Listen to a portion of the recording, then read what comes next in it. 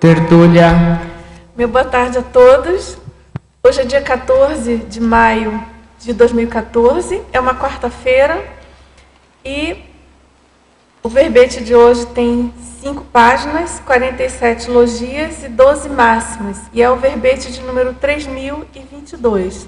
O tema de hoje a ser debatido é o projetor jejuno, da especialidade projeciologia, da verbetógrafa já veterana, professora Tatiana Lopes. Ela é graduada em Biblioteconomia brasileira, natural de Uberaba, Minas Gerais, voluntária da Conscienciologia desde 2002 e docente da Conscienciologia desde 2004. O projetor jejuno é a consim, homem ou mulher, inexperiente quanto à manifestação pessoal e alheia na dimensão extrafísica a partir da projetabilidade lúcida, PL. O holopensene pessoal da projetabilidade lúcida.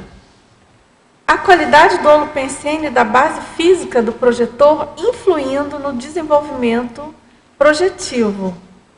Na fatologia, a necessidade imprescindível do conhecimento teórico projeciológico para o desenvolvimento do projetor novato.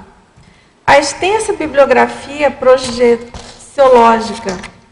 A auto-organização da rotina para a aplicação de técnicas projetivas. A identificação dos erros recorrentes nas autoprojeções conscienciais. Os catalisadores da emersão da projetabilidade latente. A utilidade dos cursos de projeciologia e dos laboratórios de autopesquisa projetiva no desenvolvimento do projetor jejuno. E aqui na parafatologia, a inexperiência quanto à projeção consciente, as manifestações iniciais ou esboçantes na extrafisicalidade, as ações extrafísicas titubeantes do projetor novato, os temores quanto à parafenomenologia peculiares ao projetor iniciante, a necessidade de amadurecimento pessoal quanto às vivências fora do soma, o desenvolvimento gradual das habilidades projetivas, as projeções didáticas, a paradidática dos amparadores na paraeducação do projetor aprendiz, a autoconscientização multidimensional, permitindo o vislumbre da extensão do autodesconhecimento, a experiência da consciência projetada a viver temporariamente na condição de consciex, a desdramatização da dimensão extrafísica, a desrepressão consciencial através da projetabilidade lúcida. E a gente chama atenção aqui, tem 27 linhas essa parafatologia, o que constitui um máximo para o verbete. Agora, na argumentologia, nós destacamos o item caracterologia, no qual ela apresenta 7 dificuldades iniciais nas primeiras experiências extrafísicas, superadas facilmente no decorrer do desenvolvimento projetivo e acúmulo de experimentos. E na remissiologia nós destacamos o agente antiprojeção consciente, alternância interdimensional, autoexame projetivo, autoconscientização multidimensional, inabilidade projetiva. E na frase enfática, o somatório de experiências torna o projetor mais seguro nas explorações extrafísicas, estabelecendo reperspectivações na existência intrafísica através dos autoenfrentamentos. E na questionologia, você se identifica com o perfil do projetor jejuno? Quais ações práticas tem realizado para superar tal condição? E aqui na bibliografia específica, nós temos 4 itens, 4 fontes, bibliográficas. Agora, pessoal, antes de entrarmos nas perguntas, eu queria chamar a atenção novamente para a promoção da compra antecipada do Léxico de Ortopensatas, que é um novo tratado do professor Valdo, é a mega gescom dele mais recente, para a qual ele tem se dedicado, na qual ele tem se dedicado diuturnamente. São 2 volumes, você fazendo essa compra antecipada, você ajuda a publicação dessa obra, Então você vai ter 20% de desconto, são 2 volumes, com esse desconto sai por R$ 272. E você, então, pode entrar em contato com a própria Editares, né, editares@editares.org, ou pelo site www.shopcons.com.br, e também entrar em contato com a Epígrafe, né, 4535250867. E o telefone da Editares também é 4521021407. Então, pessoal, vamos colaborar aí para que essa publicação seja lançada o quanto antes, né? A gente sabe aqui diariamente o professor Valdo comenta sobre, ele lê, na verdade, algumas pensatas, né? E ele comenta que já tem milhares prontas, enfim, muito em breve ele vai ter os originais aí já finalizados, né? Agora, vamos então, dando continuidade aqui, né, professora Tatiana, a gente tem aqui a mega análise do professor João Paulo, e depois a gente entra aqui nas perguntas. Então, em termos dos 20 itens da mega análise, para aprendizagem, inexperiência, para vivência, inabilidade, limitação, inépcia, lúcido pensenidade, amadurecimento, desenvolvimento, amadorismo, despreparo, projeciologia, extrafisicologia, autolucidologia, autopesquisologia, parapercepciologia, multidimensiologia, projeciocriticologia, autoprojecionometria e autoexperimentologia. Agora, professora Tatiana, vamos então à nossa curiosidade, né? O que motivou você a escrever esse verbete? A gente sabe que você pesquisa bastante o assunto, né? Tem artigo, já tem outro verbete, outros, não me recordo. Eu tenho, o primeiro verbete foi o hipoacuidade extrafísica, né? E assim, desde 2000, quando eu cheguei na Conscienciologia, que eu comecei a fazer pesquisa na área da projeciologia. Eu não era projetora e eu me interessei em desenvolver a projeção, em desenvolver as experiências fora do corpo, que eu achei que era uma fonte riquíssima de informação, né? E assim, eu entendi na época que para eu entender e compreender a fundo o paradigma consciencial, era essencial que eu tivesse essas experiências. Então eu comecei a investir, e dessas experiências surgiu o interesse de fazer pesquisa na área, né? E contribuir aí com as minhas pesquisas, com o desenvolvimento da ciência, projeciologia, e também aí o tema projetor jejum, ajudar quem tem interesse em desenvolver a projeção. Então, assim, aqui tem várias dicas que a pessoa pode utilizar. Eu acho que o verbete ajuda muito, né? Vai ajudar muito aqui o debate, porque você vai no ponto, assim, que a maioria de nós tem, né? As dificuldades mais comuns, e que a gente, considerando assim o tratadão do professor Valdo, né? Nossa, é super denso, e para quem é da velha guarda aí da Conscienciologia, da projeciologia, a gente lia aquele tratado inteiro para se tornar professor. Acho que hoje ainda é exigido isso, não tenho certeza. Mas, enfim, são tantas técnicas e a abordagem é tão extensa e tão profunda, né, que às vezes até a gente pode se distanciar daquela realidade, porque aquilo mostra realmente todo um traquejo, né, uma vivência do autor, no caso, né, super veterano. Então, eu acho muito importante essas abordagens que você tem feito, né, esse apanhado assim, das dificuldades, trazendo mais para a nossa realidade, né? O que eu tento média, é destrinchar assim, os detalhes, né? Porque assim, no projeciologia, como o próprio nome diz, é um panorama das experiências fora do corpo, né? Então, assim, o professor Valdo fala de muita coisa, ele é muito extensivo no livro, mas assim, a gente ainda tem muita pesquisa para fazer dos detalhes, das nuances, né, do desenvolvimento projetivo.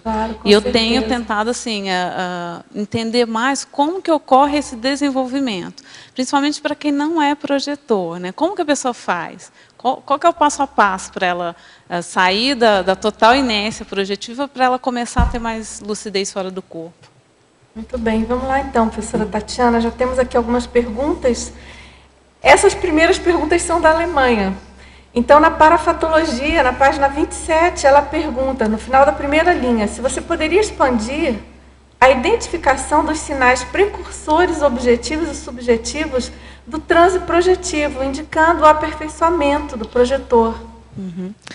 Quando a pessoa começa a desenvolver a projeção, aplicar técnica projetiva, aplicar técnica energética para poder sair do corpo, ela começa a ter alguns sinais que indicam para ela que ela está conseguindo, vamos dizer assim, que se ela continuar investindo naquelas técnicas, naqueles exercícios, ela vai conseguir sair do corpo.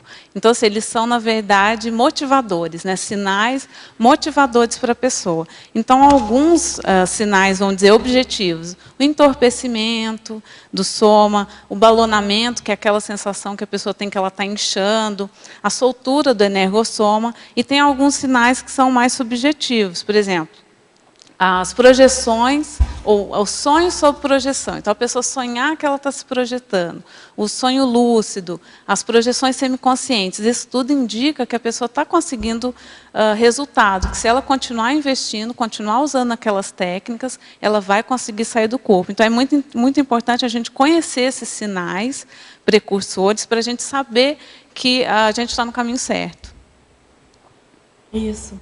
Agora, só lembrando, eu não li, não citei, mas esse último verbete que você colocou, né, professora Tatiana, aqui na emissiologia, que é a psicosfera projetiva, ele dialoga aí com essa questão, né, dos sinais precursores, que justamente é aquela psicosfera já anunciando a aura projetiva. Né? Agora, ainda na parafatologia, na página 27, na terceira linha, você poderia comentar as parapercepções das sensações psicofisiológicas advindas da descoincidência holossomática? Tem uma série de fenômenos, de sensações que a pessoa sente quando ela está, por exemplo, passando pela decolagem do psicossoma.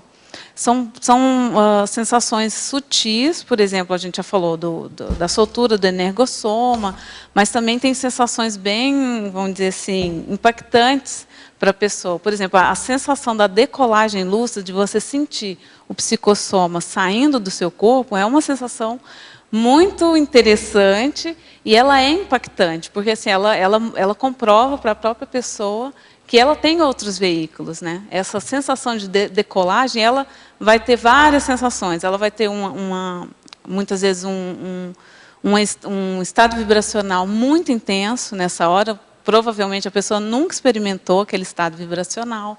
Ela vai ter sons intracranianos, quer dizer, ela não tem que ter necessariamente, mas ela pode ter todas essas sensações.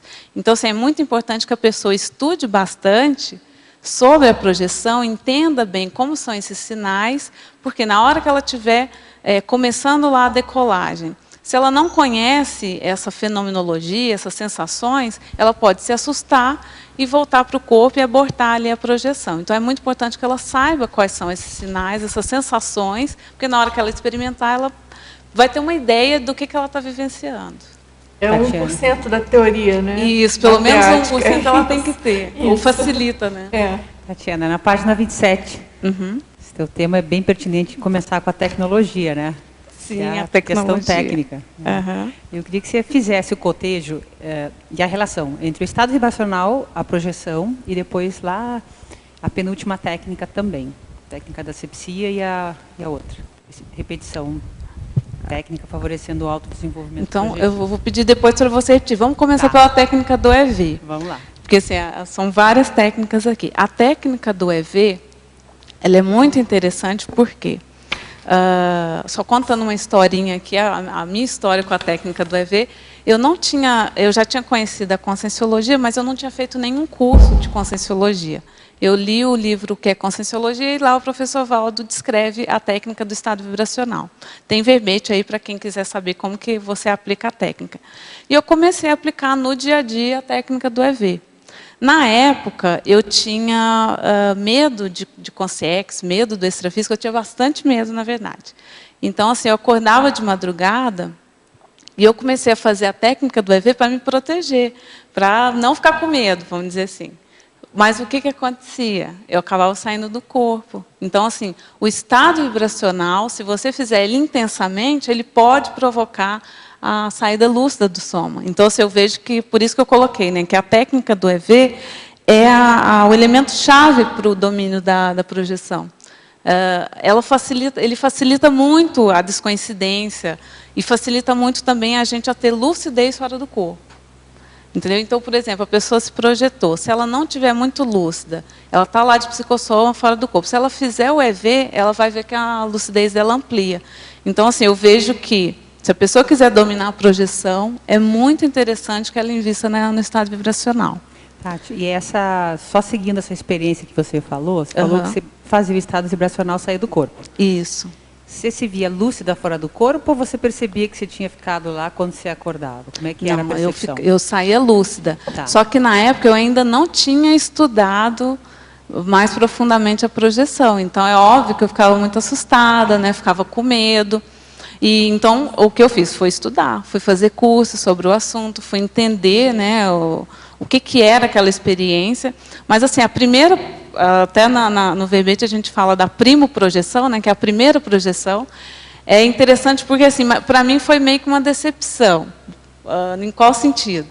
Eu tinha tanto medo do extrafísico, tanto medo de consciex, que eu achava assim, que a hora que a pessoa saísse do corpo, ela ia ver um monte de consciex, quer dizer, eu tinha toda uma fantasia de como que era o extrafísico. Quando eu saí, vi que não tinha nada, assim, era tranquilo, aquilo para mim foi um impacto positivo, mas assim, mas não tem nada, então quer dizer que ninguém vai me pegar, ninguém vai querer fazer nada comigo. Ao mesmo tempo, foi impactante aquela sensação de tranquilidade no extrafísico, mas foi uma surpresa, porque eu realmente, assim, eu tinha vários mitos aqui, que a gente fala também no verbete, vários mitos com relação à dimensão extrafísica, e que foram quebrados já nessa primeira projeção, e que foi uma projeção espontânea, né? Não foi uma projeção que eu voluntariamente quis provocar. E aí tem a técnica da asepsia energética, na penúltima linha. Sim. Penúltima linha. A técnica da asepsia energética também a gente utiliza o estado vibracional e a desassimilação das energias. Então, se você está muito intoxicado energeticamente, vai ficar difícil você sair do corpo com lucidez. Porque, assim, sair do corpo, todo mundo sai todas as noites. Até quem nunca ouviu falar em projeção, até quem não admite, né, que a projeção existe. Então, assim, todas as noites, a partir do momento que você adormeceu, o seu psicossoma naturalmente entra em descoincidência. Então, assim, a asepsia energética, essa técnica, né, de limpeza do seu energossoma, ela é muito importante para você desenvolver a projeção e também para você ficar lúcido fora do corpo. E aí a última que eu queria saber é a repetição técnica favorecendo o autodesenvolvimento projetivo. Sim, é a repetição, né? São as várias saídas do corpo, as várias experiências que você tem fora do corpo, é que promove o desenvolvimento, né? Não adianta a pessoa ter uma projeção, depois de 10 anos ela tem outra. Então, assim, ela não vai conseguir desenvolver a projeção se não houver essa repetição técnica, né? Então, Tatiana, parabéns pelo verbete. Obrigada. Na página 27, na 5ª e na 6ª linha, você fala da para-aprendizagem e aprendizagem derivada das para-vivências. Queria que você comentasse um pouco sobre isso. Quando a gente começa a sair do corpo, é uma série de vivências que a gente tem que traz uma realidade totalmente diferente, né? Tem experiências que a gente só tem como vivenciar fora do corpo. Aqui no intrafísico não é possível. Então, por exemplo, você atravessar uma construção física, atravessar uma parede, você só consegue fazer isso se você sair do corpo. Então, assim, até essas mínimas, o que parece, né, ser mínima experiência, uma experiência aparentemente corriqueira, ela faz a autocomprovação de que você está utilizando um outro veículo de manifestação, que é o psicossoma, que ele é mais sutil. Então, assim, todas essas vivências, elas criam neossinapses, né, elas geram neossinapses, e são esse tipo de vivência aparentemente banal é que permite que você fique lúcido no extrafísico quando você sai do corpo. Você vai criando um feeling. Então, assim, todas as vezes que você vivencia aquilo novamente, mesmo que você tenha saído sem lucidez do corpo, quando você vivencia aquela sensação, você percebe na hora que você está fora do corpo. Então, assim, esse tipo de vivência gera os aprendizados e gera também essas neossinapses para você desenvolver a lucidez fora do corpo. Professora, página 26, fatologia, na terceira linha, poderia aprofundar a resistência à utilização de técnicas projetivas? Isso daí a gente vê que é relativamente comum. Assim, as pessoas até querem sair do corpo com lucidez, né? Assim, é sonho de consumo. Mas assim, a maioria das pessoas tem uma preguiça mesmo, né, de aplicar uma técnica projetiva. Porque, assim, dá trabalho, né? Você aplicar uma técnica projetiva é uma coisa trabalhosa. Você vai ter que escolher um horário, você vai ter que seguir aquela técnica, às vezes, durante semanas, até ter algum resultado. Depende muito do nível de desenvolvimento da pessoa. Então, assim, se ela já mexeu com isso antes, em outras vidas ou não. Então, assim, eu vejo que a maioria das pessoas que não tem um desenvolvimento projetivo, muitas delas têm essa resistência à utilização de técnicas, né? Quer desenvolver a projeção de maneira espontânea, sem ter um esforço para isso, né? É uma preguiça. Preguiça. Você já comentou, mas só ressaltando, né? Principalmente para os teletertulianos, né? Para o pessoal, assim, às vezes, novato no assunto. Só lembrando que esse tratado, como você colocou durante todo o verbete, na bibliografia, né, no tratado Projeciologia, do professor Valdo Vieira, tem inúmeras técnicas. Né, é muito interessante, você pode escolher, né, o que mais se adapta aí dentro de todas as dificuldades ou facilidades que você possa ter. Né? E você pode casar uma técnica com a outra. Na verdade, assim, o ideal é que a pessoa adapte, né, as técnicas projetivas de acordo com o perfil dela. Porque assim, a projeção, apesar de ter essa questão de utilizar técnica e tudo, ela tem que ser o mais natural possível. Né? Porque assim, o ideal é que a gente desenvolva a tal ponto que todas as vezes que a gente deitar para dormir, a gente não caia na inconsciência, né? Que a gente durma, mas o corpo durma, mas a gente saia lúcido do corpo. Né? Tatiana? Sim. Em parafatologia, na página 27, de cima para baixo, não, aliás, de baixo para cima, na 9ª linha, a observância das regras de etiqueta extrafísica. Esse daqui é muito importante. Assim, quando a gente começa a sair do corpo, a gente se depara com uma série de situações e que às vezes a gente não está acostumado, né? A gente não está habituado àquele, vamos dizer, aquele ambiente, com aquelas pessoas, aquelas consciências, né? A gente não está habituado. Aquilo não é o nosso métier, vamos dizer, né? Então, assim, muitas vezes o projetor, ele não tem essa percepção de que existe uma regra de etiqueta, uma regra de conduta extrafísica. Né? Contando aqui uma experiência que eu já tive, né? Aí aqui entram as gafes, os vexames que a gente passa fora do corpo.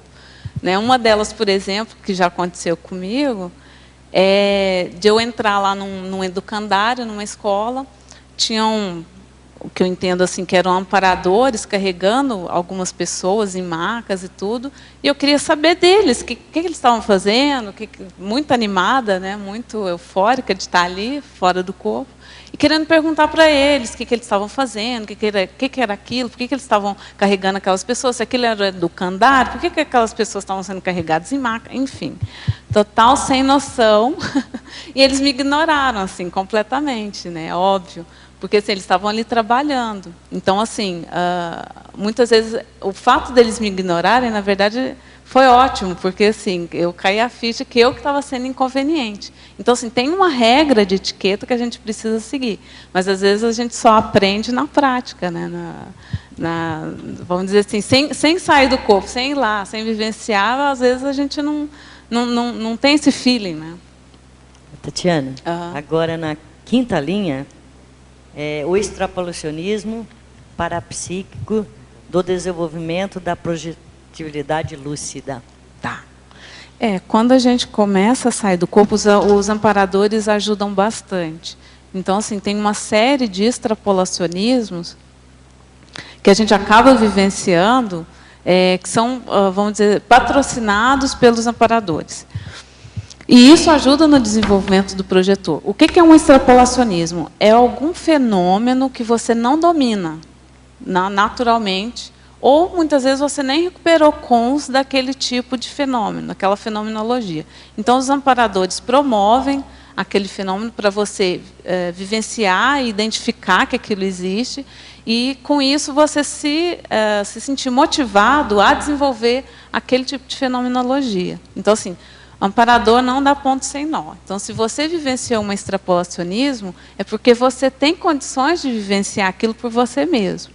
Então, muitas vezes, eles te dão aquela canja para que você se motive a continuar investindo e promover por si mesmo aquele tipo de experiência. Agora a última. Em trinomiologia, o trinômio, projeção espontânea, projeção voluntária e projeção forçada.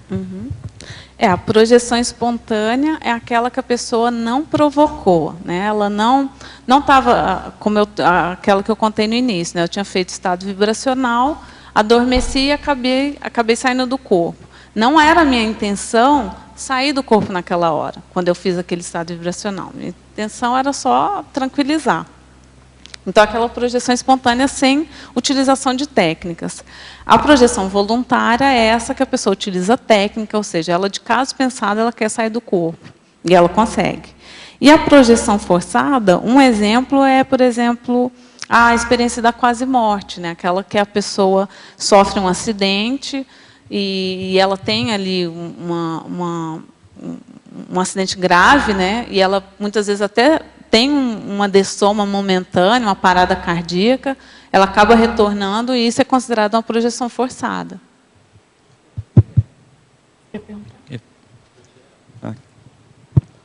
Fatologia, na 6ª linha, tem a identificação dos erros recorrentes nas autoprojeções conscienciais. O que seriam esses erros?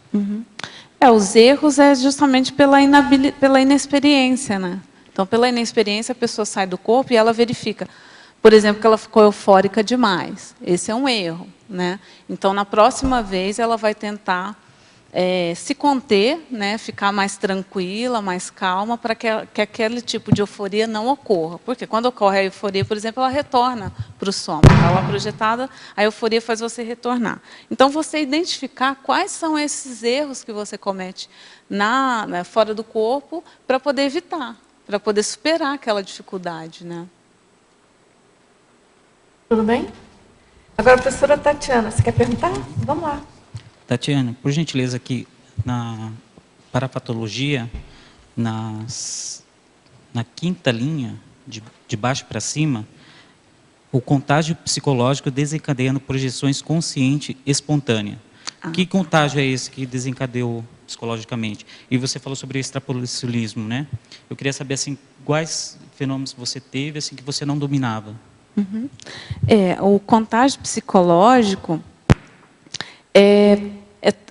quando a pessoa, por exemplo, lê um livro sobre projeção, e aí ela vai dormir, depois de ter lido aquele livro, e ela acaba tendo uma projeção espontânea. Então, esse contágio psicológico, por exemplo, essa tertúlia, muitas vezes, vai desencadear nos tertulianos ou nos teletertulianos projeções espontâneas. Então, assim, esse contágio psicológico de você ouvir as pessoas falando sobre projeção, de você ler sobre projeção, ela te contagia, ela te dá esse incentivo, vamos dizer assim, para você vivenciar a experiência fora do corpo.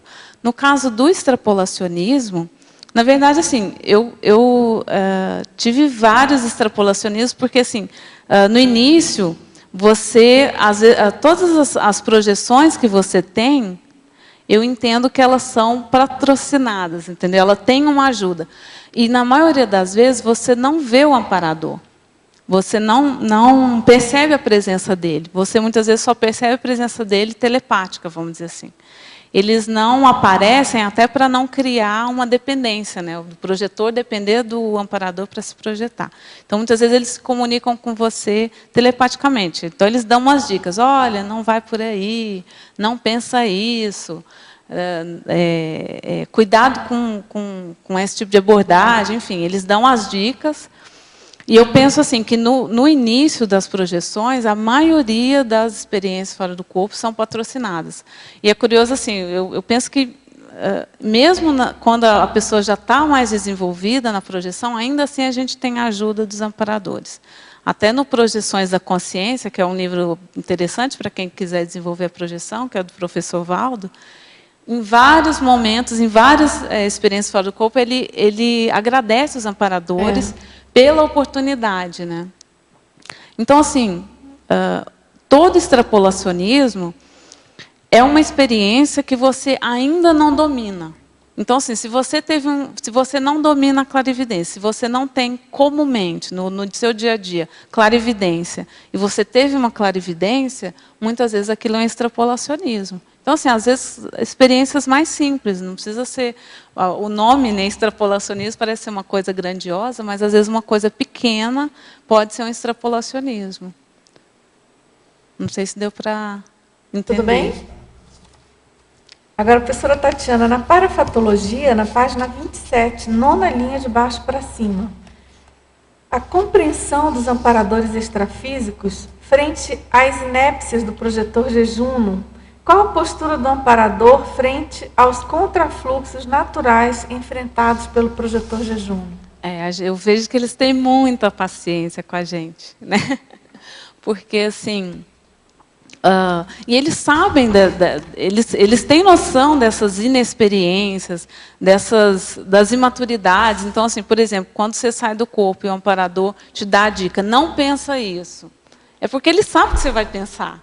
Entendeu? Que você vai pensar, por exemplo, a consciência está ali na sua frente para ser assistida, e é natural você julgar aquela consciência, ou ter preconceito, enfim. E, quer dizer, natural da sua imaturidade ter aquele tipo de atitude.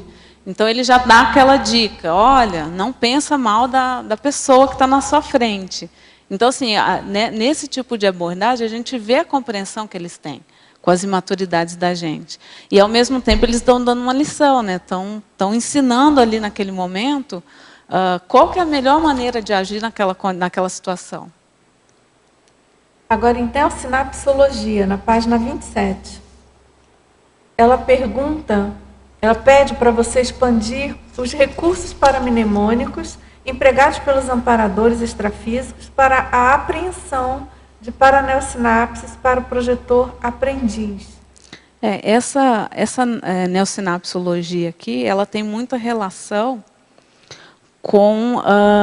até com esse contágio psicológico, né? Então, por exemplo, a pessoa fez uma leitura naquela tarde. Ela fez uma leitura de um tipo específico de projeção. Muitas vezes os amparadores promovem uma projeção muito parecida com aquela que ela leu, né, para que aquilo fique fixado na memória dela, para que ajude ela a rememorar aquela projeção, para que ela ajude a criar neossinapses da experiência fora do corpo. Isso é muito comum, né? A gente dando aula de projeciologia, né, no curso integrado de projeciologia, que a gente até cita aqui no verbete, é muito comum os alunos relatarem. Ontem você deu uma aula falando sobre isso, e essa noite eu tive uma experiência muito parecida com o que você relatou. Então, assim, os amparadores usam esse tipo de técnica, né, de paratécnica, mnemônica, para ajudar o projetor a se desenvolver. É bem comum isso. Agora, na crescendologia, na página 28, no final da primeira linha, você poderia ampliar o crescendo fenomênico, aura projetiva, clarividência viajoura, projeção consciente? A aura projetiva, a gente já citou aí, né, que são aqueles sinais precursores da projeção. Então, assim, sempre a projeção ela pode ser precedida, né, dessa aura projetiva. Dessa aura projetiva, a pessoa pode começar a ter uma clarividência viajoura, e da clarividência viajoura ela tem uma projeção consciente. São fenômenos com nível de dificuldade ou de aprofundamento maior, né? Então, a aura projetiva é um tipo de fenômeno mais simples, a clarividência viajoura é um pouquinho mais sofisticado, e a projeção consciente é mais sofisticada ainda. E a gente vê que no desenvolvimento do projetor ocorre esse crescendo. Agora, na fatologia, na página 26, 4ª linha, Você poderia relatar os alvos mentais projetivos? Então, o projetor, independente do nível dele, ele sempre vai ter alvos mentais. No caso do projetor jejuno, de quem está começando, os alvos mentais são atravessar uma parede. Muitas vezes, ter a projeção já é um alvo mental, né? Ter a projeção lúcida em si já é um alvo mental para ele. Mas, por exemplo, aí ele já está conseguindo sair do corpo com lucidez. Quais seriam os alvos mentais aí interessantes para o projetor jejuno? Atravessar a parede, encontrar uma consciência, fazer a volitação. Então, assim, lá no Projeções da Consciência, na introdução do livro, o professor Valdo coloca 30 perguntas, né, para ver o que a pessoa já vivenciou e o que não. Ali é uma ótima lista de alvos mentais projetivos para quem quiser desenvolver. É uma boa dica assim, para quem quiser listar ali quais seriam os alvos projetivos que ela quer desenvolver. Tatiana, na pensenologia, página 26, na primeira linha, final da primeira linha. A parapensenidade da consciência projetada. Eu vejo que, eu percebo, né, que é comum, né, que o condicionamento intrafísico atrapalha muito, né, o pensar intrafisicamente, né, então é bem comum, fora do corpo, com baixa lucidez, estar ali mesmo sabendo que está fora do corpo, mesmo com lucidez baixa, você já sabe que está fora do corpo, mas continua pensando como se estivesse no corpo físico, e isso ocorre também em outras experiências parapsíquicas, não só na projeção, né? Você poderia, assim, sei lá, assim, comentar alguma coisa, assim, algo que pudesse melhorar isso, né? Para a gente estar cada vez mais tendo, né, assim, o primeiro item da pensenologia, você traz holopensene pessoal da projetabilidade lúcida. Isso a gente ter, né, no nosso holopensene, mas isso mais fixado, mais evidente, né? Aí eu vou fazer um link lá com o primeiro verbete que eu defendi, né, o hipoacuidade extrafísica. Porque, assim, várias desse tipo de experiência, né, da pessoa sair do corpo, ela até está mais ou menos lúcida, mas ela continua agindo como se ela estivesse aqui. Isso é um condicionamento muito forte, né, um condicionamento psicológico muito forte. E para a pessoa vivenciar, deixar de vivenciar isso, ou superar esse tipo de dificuldade, ela precisa estudar as próprias experiências. Ela precisa estudar, primeiro, registrar, né, os experimentos extrafísicos, e estudar quais foram os meus erros de abordagem. Aí entra na pergunta do colega, né? Quais foram os erros que eu cometi ali? E se planejar, se programar, para quando estiver de novo fora do corpo, não cometer aquele tipo de erro. Já se antecipar, olha, quando eu estiver nessa condição, eu vou agir assim. Né? Pode ser até um alvo projetivo. Né? Eu quero, quando eu sair do corpo, eu vou relatar aqui, no início, lá quando eu comecei a sair do corpo, eu tinha dificuldade de sair de casa. Eu ficava presa dentro de casa, porque eu não sabia como atravessar a parede. Então, assim,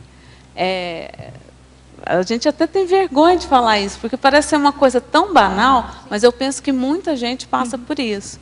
Então, assim, no início, aí até que eu aprendi a abrir a porta, né? Aprendi a abrir a porta. Depois, enfim, a gente vai se descondicionando, é um processo gradual, né? Então, eu vejo que a repetição das experiências e a análise depois, né, a projeciocrítica, é que ajuda a gente a superar esse tipo de dificuldade.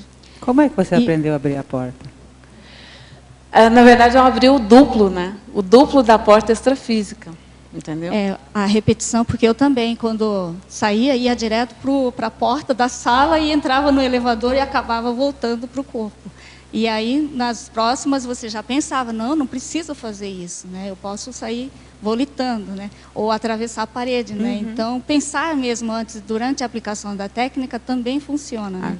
Agora, eu vejo outra dificuldade, assim, quando no dia a dia ou durante a semana, a gente está muito ocupado mentalmente, espaço mental ocupado com atividades intrafísicas, isso também dificulta, mesmo aplicando técnica projetiva, de estar conseguindo, acho que demora mais, né, essa condição. Eu vejo assim que se você está muito focado aqui em algum problema, né, que você tem para resolver aqui na vida intrafísica, vai ficar mais difícil você ficar lúcido no extrafísico, né? Então, assim, a pessoa tem que ver qual que é a prioridade daquele momento. Porque, assim, também a gente não tem uma obrigatoriedade de sempre estar fora do corpo. Isso é o ideal, né? Mas, assim, quanto mais tranquila a vida da pessoa aqui no intrafísico, melhor. Agora, uma coisa que eu vejo que influencia bastante na lucidez fora do corpo é a emoção. Então, assim, quanto mais emocionalismo a pessoa tem, quanto mais dificuldade de controlar as próprias emoções, mais dificuldade ela tem de ficar lúcida fora do corpo. Tatiana, quando você acha que o projetor deixa de ser jejuno e passa a ser considerado experiente ou veterano? Na verdade, assim, na minha pesquisa, eu tenho 3 estágios. Vamos lá. Tá? Eu tenho o projetor jejuno, o projetor intermediário, que é aquele que não é mais jejuno, mas ele ainda não é veterano. E tem o veterano, né, que é o experiente. Eu vejo assim, que o tipo de experiência que caracteriza o projetor jejuno são as inabilidades. Entendeu? É esse tipo de condicionamento intrafísico, ele não sabe direito como se portar, ele não sabe o que ele pode fazer, o que não pode, o que ele dá conta de fazer, o que ele não dá. Então, ele tá em processo de experimentação. Mas eu acho assim, fundamental essa fase. Entendeu? Por exemplo, esse tipo de experiência de atravessar a parede, gente, parece ser uma coisa banal, mas não é, ela é riquíssima. Entendeu? É a partir desse tipo de experiência que a pessoa cria neossinapse projetiva. Tá, e aí tem o intermediário, e o avançado. Você associa isso também com os alvos mentais? Como é que você separa o intermediário? Não só com os alvos mentais, com o tipo de experiência que você tem. Então, você já passou dessa fase de inabilidade, de dificuldades iniciais. Você já domina relativamente isso. E aí os amparadores, né, muito legais com a gente, eles começam a colocar outros tipos de obstáculos, entendeu? Para a gente poder superar. Os amparadores ajudam muito no desenvolvimento projetivo. Então, eles começam a colocar outros tipos de situações.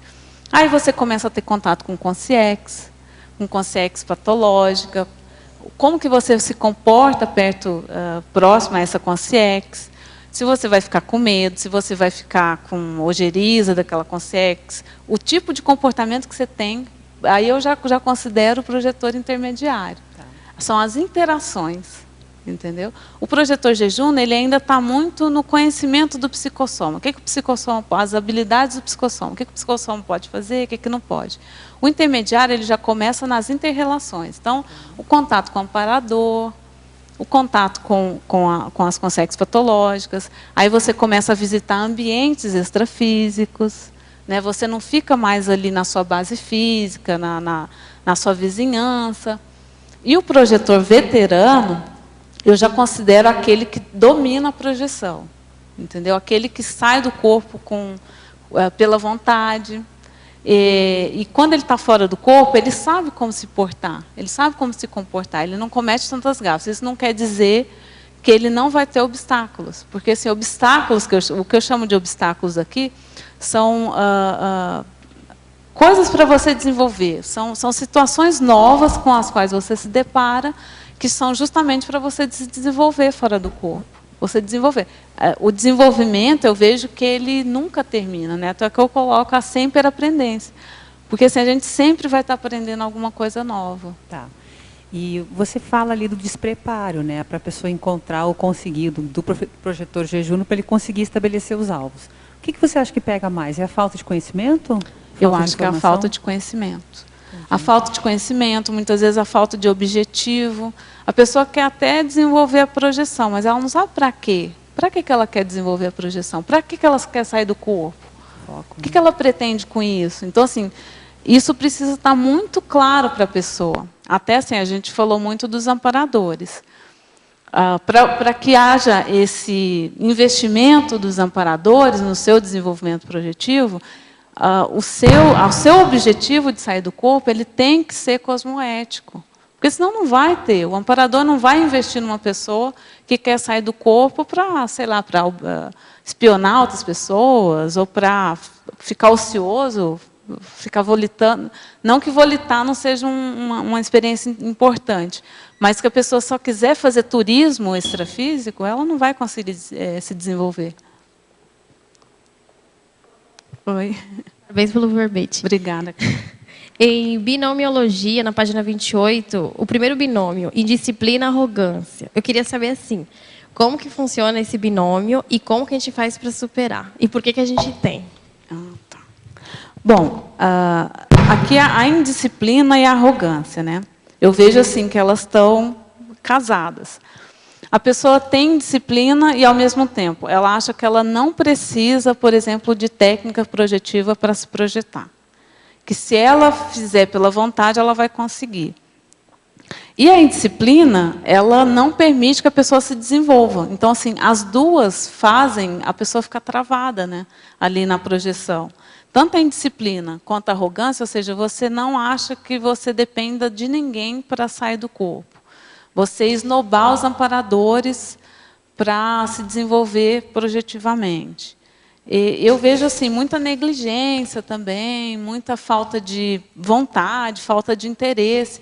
Eu vejo assim, que a pessoa nem entendeu para que serve sair do corpo. Assim, entendeu? Nesse nível aqui, nesse binômio, né, indisciplina e arrogância, a pessoa não sabe para quê. Para que serve a projeção? Ela nem chegou nesse nível de reflexão, vamos dizer assim. Então, falta estudo, né? A pessoa precisa estudar mais. Se realmente, primeiro perguntar para ela tem interesse em desenvolver a projeção? Segundo, para quê? E aí ela precisa estudar. Né? Até para saber para quê, né? Por que se projetar? Entendi. Eu tenho mais uma dúvida. Uhum. Em parafatologia, página 27, na 7ª linha, os traumas extrafísicos inevitáveis e indispensáveis ao desenvolvimento do projetor. Eu queria saber quais são esses traumas, como que funciona, como que é? Então, aí existem os microtraumas e os traumas, né? Os microtraumas, na verdade, são todos os tipos, praticamente todos os tipos de experiência que a gente tem fora do corpo, aqueles que a gente não está acostumado. A gente ainda não tem, vamos dizer assim, são vivências novas para a gente. Então, quer ver um microtrauma? Atravessar uma parede pode ser um microtrauma, se a pessoa não fez isso várias vezes. Se é a primeira vez, ou uma das primeiras vezes que a pessoa está passando por esse tipo de experiência, pode ser considerado um microtrauma. Mas, na verdade, esses microtraumas são ótimos, eles são super bem-vindos. Por quê? É aquilo que a gente falou, são os obstáculos que a gente precisa vencer para desenvolver a projeção. E esses obstáculos, ou esses microtraumas, eles vão ficando cada vez mais complexos no desenvolvimento do projetor. Entendeu? Então, assim, na verdade, os traumas vão ficando cada vez maiores. O professor Valdo que dá esse nome, né, de trauma no Projeciologia, ele fala dos microtraumas e dos macrotraumas. Ele considera macrotrauma um encontro com um ex-parente consciente, ou um ex-conhecido, né, uma pessoa conhecida que já se tornou consciente, e quando você encontra ela, isso pode ser um macrotrauma. Uma retrocognição, um ataque extrafísico, um trabalho de desassédio. Então, assim, esse tipo de experiência, na verdade, é que te gabarita na experiência extrafísica. Na verdade, você, ao vivenciar isso, você pode até demorar um tempo para assimilar aquele tipo de experiência. Mas é justamente esse tipo de experiência que vai permitir que você se desenvolva. Tatiana, na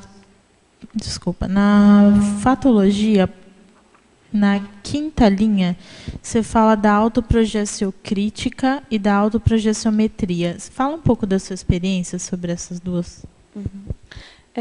Como a gente tinha falado, né, quando a pessoa sai do corpo, ao retornar, o ideal é a pessoa registrar essa experiência.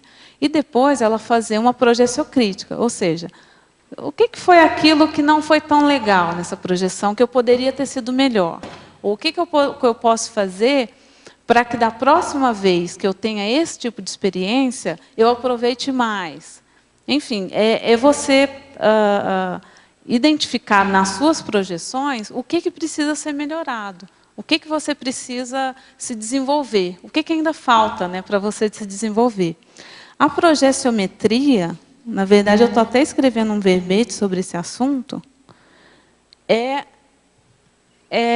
na verdade, assim, você, depois que você teve lá várias experiências registradas, você fazer um apanhado, fazer um inventário de tudo que você já vivenciou, quais os tipos de consciência que você teve contato, qual que é a média da lucidez que você tem fora do corpo, enfim, você levantar os dados sobre a sua projetabilidade e sobre como que está o seu desenvolvimento projetivo. O que você já vivenciou, o que falta vivenciar, em qual nível você se encontra, né? Se você ainda é projetor jejuno, se você já é projetor intermediário, se você já é veterano. E o que você fez com isso, né? O que você fez com as suas projeções? O que elas trouxeram de benefícios, de desenvolvimento, o que elas trouxeram de ganho evolutivo para você? Em cima da pergunta da Laura da progessoterapia, o que você falou... Progessiometria. Então é progessoterapia que eu estava pensando. Tá. É o seguinte, você falou que agora há pouco, falta de conhecimento impede a projeção. Eu, com 18 anos, com 19 anos, eu comecei a fazer projeção e não sabia, eu usava a expressão sair do corpo. Eu lembro que eu fiz uma projeção, que eu saí do corpo, fui num lugar muito tranquilo, calmo, ele era bem plano, cheio de gramas e várias cadeiras. Eu não sei como, mas eu estava ajudando uma equipe lá. Aí o pessoal entrando e eu falava telepaticamente. Eu não entendia nada dessas coisas. Aí tinha um menino do lado esquerdo que estava numa árvore. E esse menino estava atrapalhando a organização dessa palestra. Acho que era uma palestra que ia ter. E o que aconteceu? Pediram para eu conversar com o menino. Eu mentalmente lá conversando, tentando fazer ele ficar mais tranquilo, mais calmo, falando que estava tendo uma aula e tal. Daqui a pouquinho ele foi ficando irônico, e ficou enorme, ficou um adulto. Aí eu falei, é assim? Então é assim. E fui com as duas mãos assim, ó. Comecei a jogar energia. Eu nem entendia disso. Aí, falando autocrítica. Na hora que eu voltei para o corpo, depois disso, sei que terminou bem o negócio lá, a palestra, voltei, eu fiquei hiper feliz da vida. Depois dessa, olha, foram vários, mas eu não tinha conhecimento nenhum de projeção. Na verdade, assim, o conhecimento não impede, a falta de conhecimento não impede a projeção. O que ela dificulta é o desenvolvimento projetivo, né? Fica difícil a pessoa se desenvolver ou ganhar novas habilidades se ela não tem a teoria, a parte mais teórica, né? Muitas vezes a pessoa nem sabe quais são essas vivências, né? Até tem um verbete chama fator antiprojeção consciente, que o professor Valdo fala dessas pessoas que têm uma série de experiências, mas ela guarda só para ela porque ela acha que aquilo é uma coisa comum, que todo mundo tem, ou que não interessa a ninguém. Então, assim, a pessoa não se desenvolve, não desenvolve o nível de projetabilidade dela, ela fica estacionada naquele nível que ela já tem, né? Então, a teoria ela ajuda nisso. Eu tentei pesquisar mais depois disso, né? Porque o objetivo da projeção é assistência, né? Então, sempre comecei a pesquisar mais em cima disso. Como essa, tem vários, mas tem bastante colega aí para dar experiência. Tatiane, só para falar aí dessa falta de conteúdo, eu tinha uma projeção sempre que era assim, eu ficava em catalepsia projetiva, e aí eu ficava com muito medo, eu pensava, mas o que eu tenho que fazer para sair daqui? Como é que eu vou para uma Comunex, sei lá, ou como é que eu volto para o corpo, né? Então eu ficava meio que entre as duas dimensões, mas eu não sabia como que faz agora. Pega um avião para sair daqui, sei lá. Por isso assim, que a gente estudar mais sobre projeção, ler livros de relatos projetivos também ajuda bastante, porque normalmente o projetor, né, nos livros de relatos, tem um monte de dicas para a gente, o que fazer quando você está lá fora do corpo. No caso aí da catalepsia, que é muito comum, e é um sinal precursor da projeção, né, mostra que a pessoa está desenvolvendo a projetabilidade, a pessoa pode exteriorizar energia. Se você exteriorizar energia, muitas vezes você se solta ali na hora. E outra coisa, colocar como alvo mental. Né? Colocar como alvo mental o seu objetivo. Então, se o seu objetivo é visitar lá uma Comunex avançada, coloca isso como alvo mental. e veja quais são as repercussões que isso dá nas várias experiências que você tiver. Não necessariamente você vai conseguir atingir aquele alvo na primeira vez que você sai do corpo, né? Eu só queria perguntar uma coisa sobre o alvo mental também, que é assim, o professor Valdo sempre fala que a pessoa às vezes não faz assistência fora do corpo porque ela já está programada, né? Ela já tem o alvo mental do que ela quer fazer e não tem a predisposição. Então, como que é essa passagem de ter o alvo mental para estar predisposto a fazer assistência com os amparadores? Eu vejo assim, que faz parte do desenvolvimento projetivo a pessoa colocar alvos mentais. O alvo mental que ela vai colocar é de acordo com os interesses dela, né? Então, assim, se o interesse dela é visitar lá uma Comunex avançada, ela vai ter aquele tipo de experiência, e aquele tipo de experiência vai ajudar ela na assistência que ela vai fazer. Então, assim, é óbvio, se a pessoa colocar como alvo mental só alguma coisa egóica, o que vai acontecer é que ela não vai conseguir se desenvolver. Mas os alvos mentais são muito importantes para a gente se desenvolver também, e para poder fazer assistência. E essa ideia do alvo mental, ela é muito propícia para a aplicação das técnicas, né, Tatiana? Não, e também para você ficar lúcido fora do corpo. Exatamente. Porque assim, se você sai do corpo e você não sabe qual que é o seu alvo, muitas vezes você perde a lucidez ali. Porque você fica ocioso, você não sabe o que você foi fazer ali. Certo, Laura? A tendência é que numa condição mais avançada, não tão jejuna, nem precise mais de ter alvo. Assim na verdade, ainda tem, porque no caso da agenda extrafísica. Mas não esse alvo, mas não esse alvo já para sair do corpo, mas sim já o alvo assistencial. Ele já se torna um default, né? O alvo é assistencial, isso que eu quero dizer. Pode ser estar predisposto, né, à assistência. Pode ser um alvo mental. Sim. Você quer perguntar? Sim. Tatiane, por exemplo, você estava comentando sobre o alvo mental, né? Mas, por exemplo, alguma técnica, por exemplo, você não conseguiu atingir, fez a repetição, a sistematização, essa técnica eu não consigo, vou fazer essa técnica. Você fala técnica de alvo mental? Não. Ou técnica projetiva? Técnica projetiva, qualquer que tem no projeciologia, né, tem várias técnicas, né, para você poder sair do corpo. Porque aqui na parafatologia, você colocou, acho que de baixo para cima, na 15ª linha, que fala assim, a repetição paciente projetiva. Também tem aqui o desenvolvimento gradual das habilidades projetivas e o desenvolvimento projetivo contínuo. O que seria esse desenvolvimento projetivo contínuo? Seria a repetição, a sistematização? Ou seria assim, tipo assim, você tem uma projeção e depois você teve a continuação daquele fato, daquela projeção? Na verdade, esse desenvolvimento projetivo contínuo é porque a gente sempre vai estar se desenvolvendo. A gente sempre vai estar aprendendo alguma coisa. Entendeu? Então, assim, essa aprendizagem ela não acaba. Você entendeu? Mesmo o projetor super veterano, ele vai se deparar com situações que ele não conhece, com situações novas, que ele vai ter que aprender alguma coisa com aquele. Ele vai ter que aprender a lidar com aquele tipo de situação. Você entendeu? O universo extrafísico é muito amplo, então, assim, e a gente sempre vai estar, por exemplo, a pessoa já é veterana de projeção de psicossoma. Ela vai querer começar a desenvolver projeção de mental soma. Então, esse processo ele é contínuo olha, eu não me considero veterana, eu me considero intermediária. Entendeu? Porque, assim, hoje eu já consigo ter o contato com as consciências. Mas, por exemplo, eu não consigo ir numa comunidade extrafísica avançada pela minha vontade. Não consigo ainda fazer isso. Microfone, não esqueça. Você teve dificuldade para se projetar? Não, que você assim, teve que insistir? Eu escolhi uma técnica projetiva que fosse adequada ao meu perfil.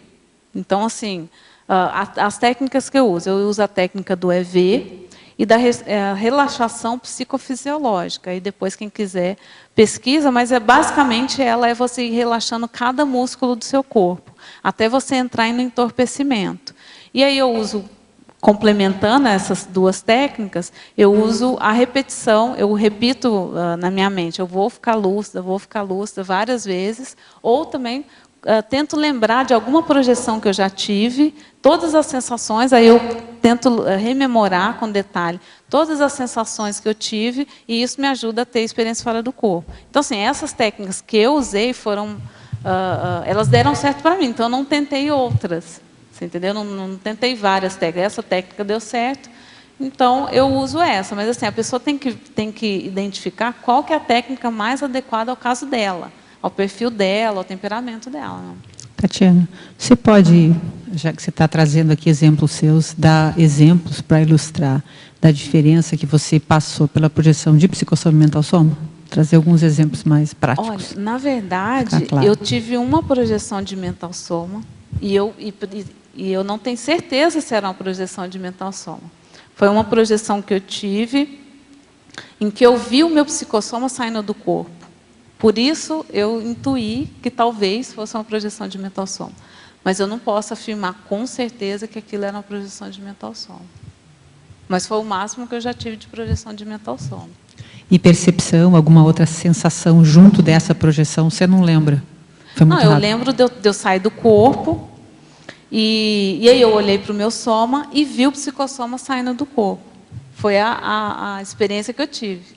Depois, eu acoplei, vamos dizer, com o psicossoma e voltei ao corpo, né? Voltei ao corpo. Mas antes disso, eu acoplei com o psicossoma. Mas foi o máximo que eu já tive, assim, de experiência com o mental soma.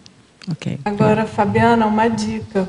Vocês lembram, claro, quer dizer, hoje eu não sei se tem, mas tinha aquela aula do mental soma. Eu lembrei daquela aula, fiquei lembrando das projeções que eu tinha naquela aula. A primeira vez que eu fui dar aquela aula, naquela época eu estava muito imersa no Holopensene, como você colocou a importância da imersão no Holopensene da projeção para você realmente manter ali os experimentos. E eu, naquela época, eu estava muito envolvida. E eu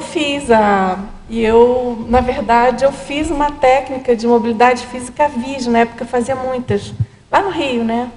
E aí eu ia dar aula, minha primeira aula do mental soma, e eu estava completamente indignada, assim, falei, como que eu vou falar disso? Eu não tenho a menor ideia do que seja isso.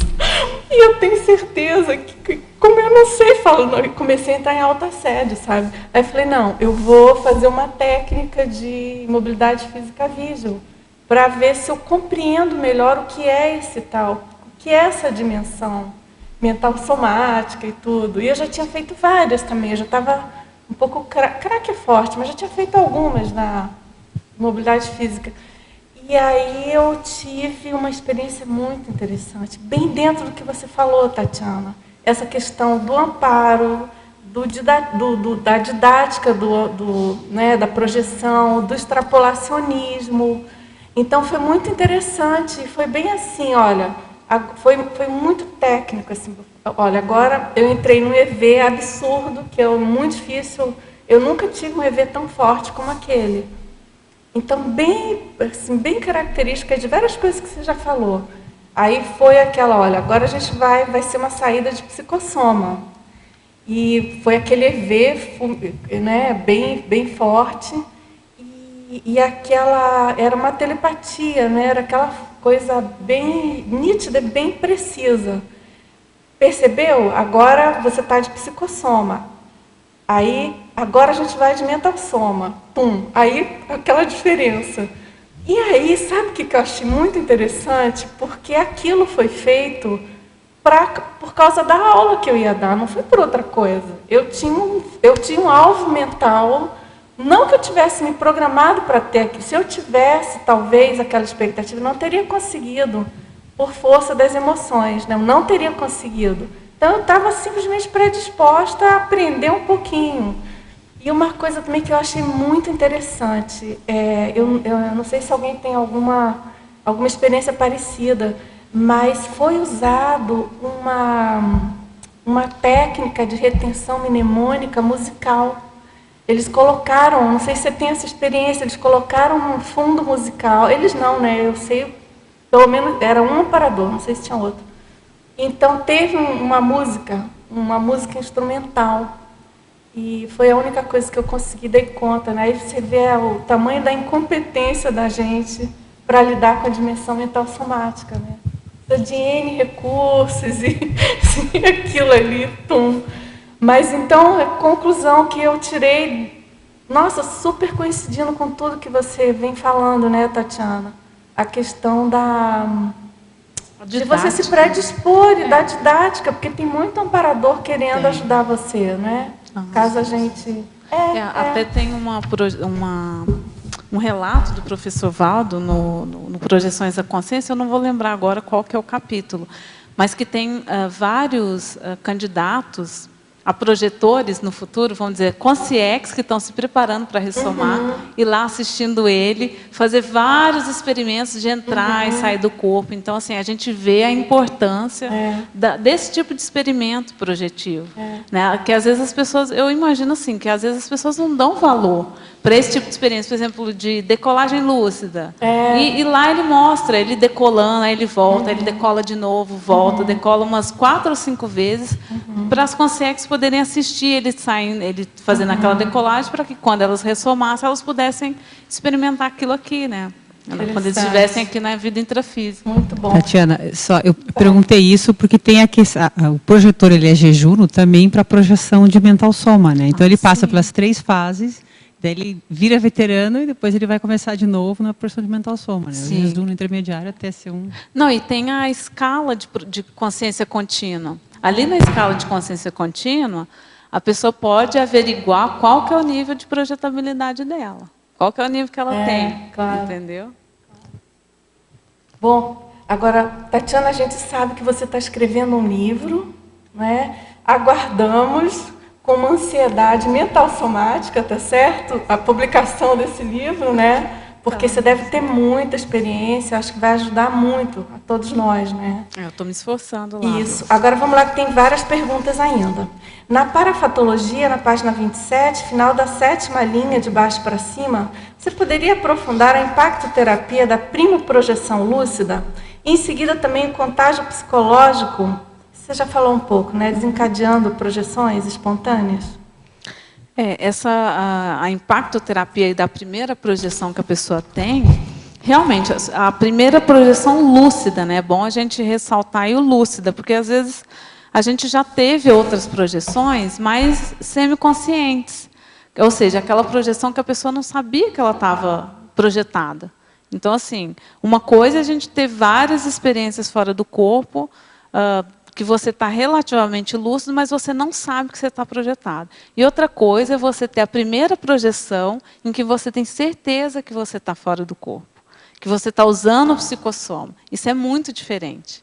Então, assim, é uma impactoterapia, porque ali você está comprovando uma série de coisas, inclusive o paradigma consciencial. É uma ótima forma de você comprovar, vivenciar o paradigma consciencial é tendo uma projeção lúcida. Princípio da descrença, na veia, na paraveia. E o contágio psicológico, a gente já falou, né? Então, assim, a pessoa assistindo uma aula de projeção, lendo um livro, assistindo uma tertúlia, ela pode ter uma projeção espontânea a partir desse relato, de ouvir falar. Né? Isso.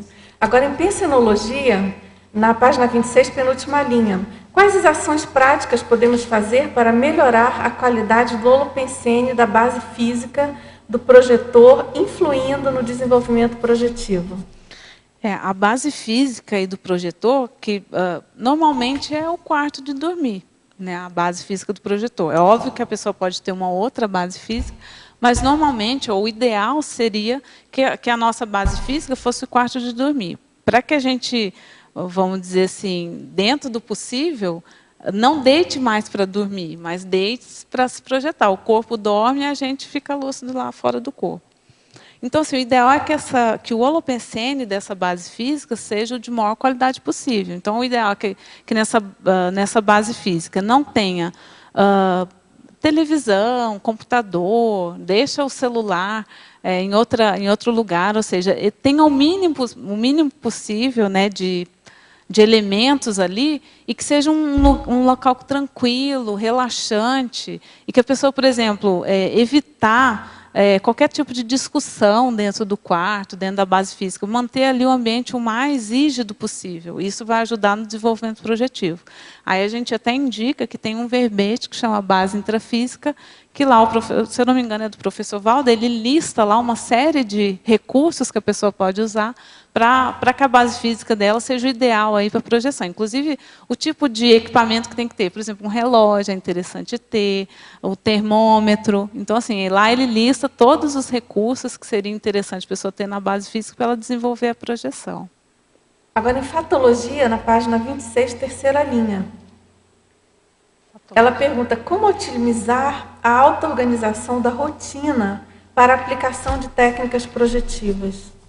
Aí a pessoa vai ter que verificar como ela quer aplicar essa técnica projetiva. Qual que é o horário que ela quer fazer isso, em quais condições, se ela quer fazer isso no quarto, se ela quer fazer no escritório, que tipo de técnica ela vai usar, se ela vai usar uma técnica deitada ou numa poltrona, enfim, se ela quer, dependendo do tipo de técnica que ela vai utilizar, ela vai precisar, por exemplo, de um espelho, né, que tem a técnica do espelho. Então, ela tem que ver o que ela quer, que tipo de técnica projetiva ela quer utilizar e como ela vai organizar a rotina dela para a aplicação dessas técnicas. Qual horário que ela vai fazer, como que ela... se tem mais gente na casa, se ela vai avisar a pessoa para não incomodar naquele horário, enfim. Como que ela vai organizar a vida dela em função da aplicação de técnicas projetivas. Agora, tem uma pergunta sobre a autoprojetiometria. Ela pergunta como é feito isso. Você já comentou um pouco, mas seria bom se você pudesse complementar alguma coisa.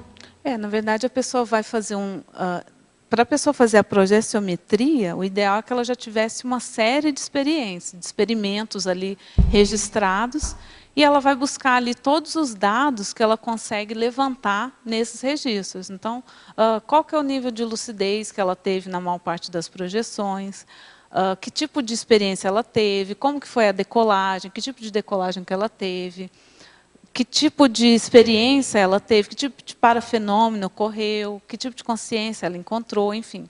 Ela fazer um levantamento de todos os dados que indicam para ela como que está o desenvolvimento projetivo.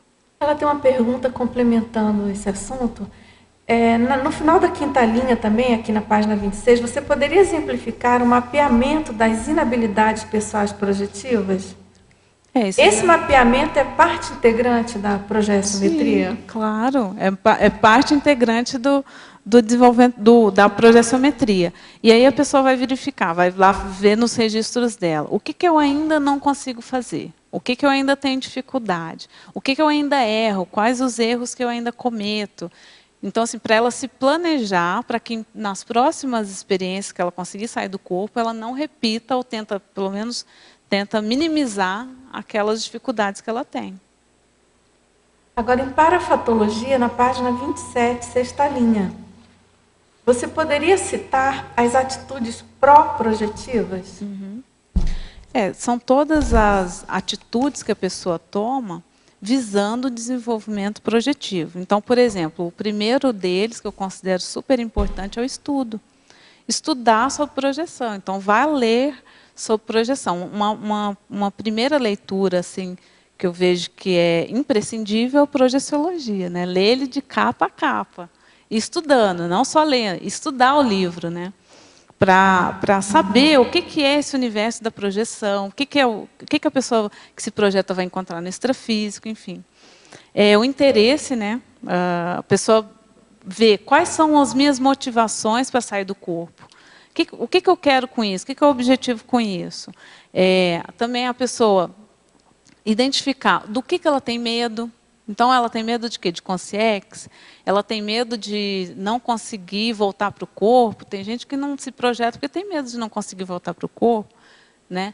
Até lembrando que isso é quase impossível. É impossível você não voltar para o corpo. É muito mais difícil você sair do corpo do que voltar para ele. Voltar para ele é fácil. Então, também trabalhar a disciplina é uma atitude pró-projetiva. A disciplina. Quando eu vou aplicar a técnica projetiva? Como que eu vou organizar o meu dia a dia em função dessa aplicação de técnica projetiva? E a saturação mental, que também o estudo, o debate, a conversar com outras pessoas sobre projeção, isso tudo ajuda aí a gente a desenvolver a projetabilidade. Muito bem. Agora, professora Tatiana, na fatologia também, você poderia falar sobre a resistência à utilização de técnicas projetivas? Ele pergunta qual a causa dessa resistência. Muitas vezes por desconhecimento, a pessoa não conhece, não estudou mais sobre projeção, ela só ouviu falar que existem técnicas e ela quer já partir direto para a técnica. E aí, muitas vezes, isso gera resistência. Uma falta de conhecimento, por exemplo, quais são os sinais precursores da projeção, o que acontece quando a pessoa se projeta. Então, ela acha que ela pode desenvolver a projeção sem fazer nenhum esforço, né? Só pela vontade. É óbvio que a vontade é extremamente importante para a pessoa se projetar, mas só a vontade, muitas vezes, não resolve. Se a pessoa não tem essa habilidade já desenvolvida, porque tem gente que já nasceu projetor, né? Tem gente que já nasceu com essa habilidade desenvolvida. Não era o meu caso, né? Então, assim, eu tive que fazer todo um esforço para chegar no nível que eu estou hoje. Então, assim, essa resistência eu vejo que é falta de conhecimento. Agora, na página 27, em parafatologia, final da 9ª linha. Você poderia exemplificar a respeito da paradidática dos amparadores na paraeducação do projetor aprendiz?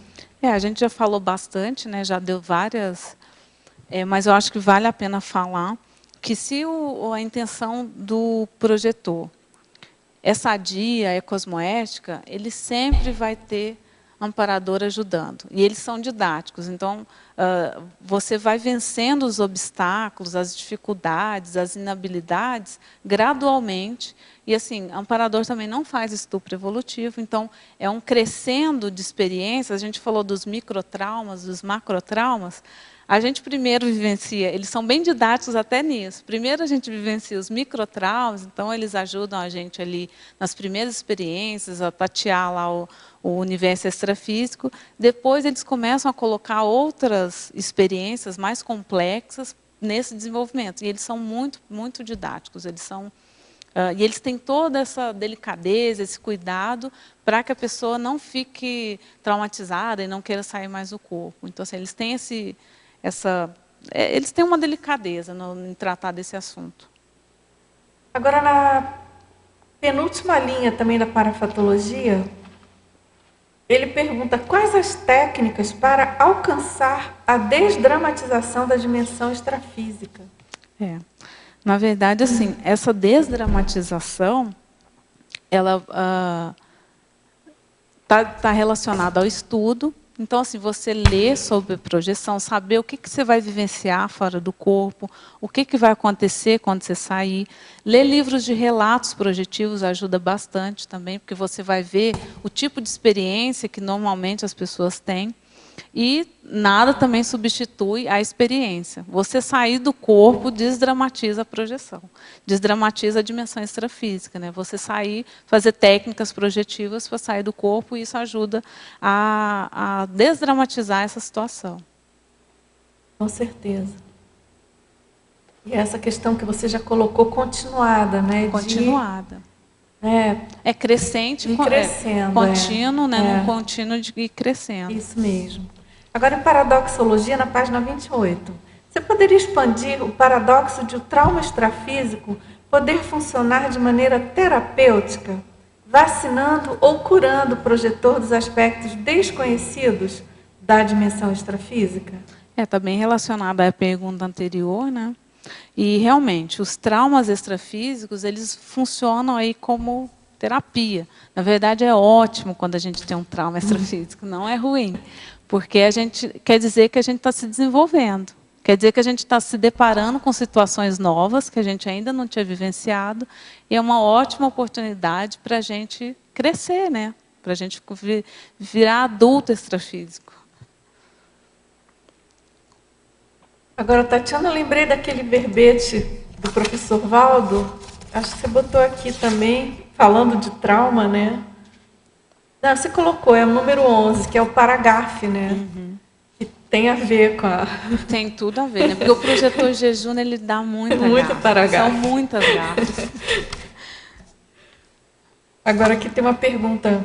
Professora Dulce, em reflexões no tertuliário que tratem sobre questões sobre grupo Karmologia em Família, dupla evolutiva programação existencial, eu tenho uma dúvida. A mãe que sempre quis e gostou de estar livre no lar para ficar sozinha, estudar, e trabalhar e viver no ambiente do lar. Eu tenho uma filha de 17 anos que se comporta de forma oposta, não suportando morar sozinha em casa onde está, estudando em outra cidade. Como entender as razões e os desafios da filha e da mãe tão distintos? Como a mãe pode melhor ajudar a filha? É uma pergunta do Rio de Janeiro.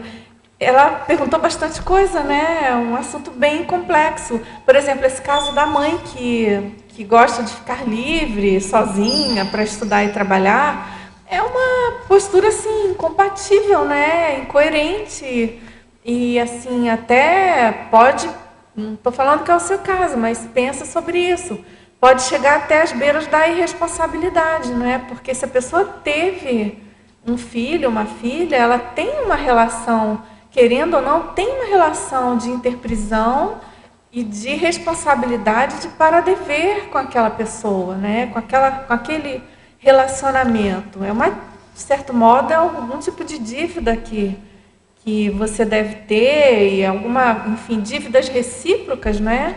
Às vezes a filha vem também para ajudar a mãe, de algum modo, enfim, para recompor alguma relação que precisava. E também não ficar remoendo essa questão, né? Eu conheço mães que têm esse perfil, né? Gosta muito dos filhos e tal, mas tem um certo queixume, né, de não ter tempo para ficar sozinha, para estudar e para curtir a vida com mais liberdade. E isso mostra, sim, uma certa imaturidade da pessoa, né? Porque a gente tem que honrar, a gente precisa ser coerente com o que a gente construiu ao longo da vida. E não é à toa que, por exemplo, na Conscienciologia se propõe a técnica da antimaternidade, né? Que é sadia, né? Que a pessoa optar livremente por não ter filhos, mas não sendo o seu caso, eu acho que a melhor maneira, né? Você pergunta como entender essas razões e os desafios, é você realmente se despojar da sua condição, do que você gostaria, e entender que essa realidade não aconteceu à toa, né? Ninguém nasce à toa, filho de ninguém, ninguém nasce filho de ninguém à toa, né? Então, você tendo esses conhecimentos, né, estudando a Conscienciologia, entender melhor essas inter-relações grupo-kármicas, multisseculares, multimilenares, e buscar compreender essa relação melhor, né?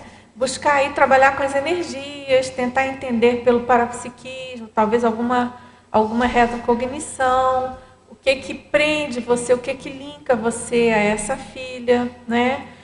E a partir daí você vai poder ajudar melhor, né? Mas sempre não querendo buscar ser independente, ter a sua liberdade, não se conformar porque a pessoa é muito diferente de você. Geralmente é justamente isso que você tem que trabalhar, entender melhor essas diferenças, né? Entender por que essas desavenças ocorrem. Isso é bem comum a gente ver. Relação de mãe e filha, né? A questão das dificuldades de relacionamento, justamente pela constatação das diferenças, que aquilo de certo modo incomoda e provavelmente é aquilo que precisa ser trabalhado entre as duas, cada uma ceder de um lado, né? Agora vamos lá, vai pesquisando aí, porque esse assunto ele é um assunto muito denso, né? Tem muita coisa por trás, tem que ir puxando aí o fio da meada. Eu não tenho assim tanta experiência com maternidade, eu não sou mãe, mas eu tenho muitos sobrinhos e convivo bastante com essa questão muito próxima desses conflitos, né, familiares aí, dos meus irmãos, enfim, meus sobrinhos. Como? Sim, sou filha, claro. É que a gente passa o tempo, né, Pilar, e a gente vai invertendo um pouco também, né? Mas, enfim, claro, sou filha. E Entendo, claro, claro. A gente vê a diferença, né? Eu tenho muitas, somos 6, e a gente vê também a diferença. Não sei no seu caso se é filha única, mas a gente vê também a diferença da relação dos pais, das mães, né, com cada filho, como que muda. E tem os protegidos, os menos protegidos, embora tenha geralmente uma condição teórica, né, comum as mães falarem assim, não, eu gosto de todos os filhos da mesma maneira, mas a gente sabe que não é bem assim, faz parte da natureza. É normal você ter mais afinidade com alguém. Não tem obrigação de ser igualmente afim a todos, né? Então o negócio é entender isso, né? Agora ainda tem algumas perguntas. Laura, você quer perguntar? Pode ir. Saber um pouco na holotecologia sobre a... Não, na verdade, desculpa, é politicologia, a parapsicocracia. A parapsicocracia. Quando a gente sai do corpo, está lá de psicossoma, a pessoa vai verificar que o parapsiquismo dela é muito mais amplo do que o que a gente imagina. Então, assim, a nossa manifestação parapsíquica aqui no intrafísico, ela é bem diminuída em relação ao extrafísico. Então, quando você está de psicossoma, o seu parapsiquismo é outro, né? Você vai ter um nível de parapsiquismo muito mais amplo do que o que você tem aqui. Por isso que eu chamei aqui a parapsicocracia. O extrafísico é a parapsicocracia. Certo? Tudo bem, Laura? Agora, professora Tatiana, existe alguma técnica para conseguirmos perder o medo das consciências extrafísicas? Tem uma técnica. Você sai do corpo com lucidez e entra em contato com consciência. Isso é o que mais ajuda. Na verdade, assim, ajuda bastante você se predispor a superar esse medo. Quando você se predispõe, você está realmente predisposto a superar esse medo, os amparadores te ajudam. Aí, até para ajudar o teletertuliano, eu vou contar o meu primeiro contato com consciência, que eu tinha bastante medo de consciência, eu tinha a chamada parapsicofobia.